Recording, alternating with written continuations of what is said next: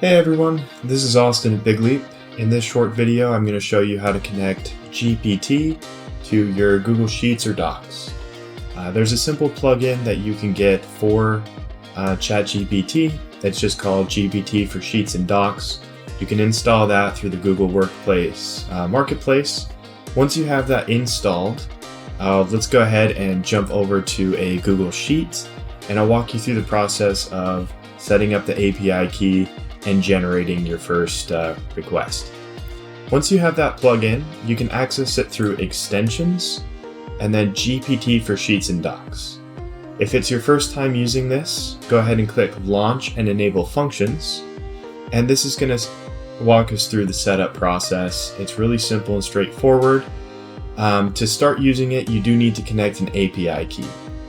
This does require an OpenAI account.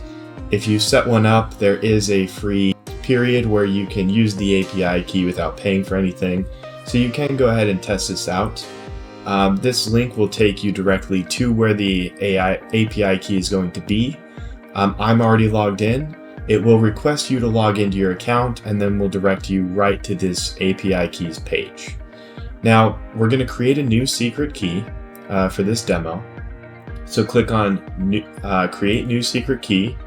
We're just going to do test key for Sheets, create secret key, and then before closing this down, go ahead and copy the key over, go back, enter it in here, hit next, and this is going to save that API key connection.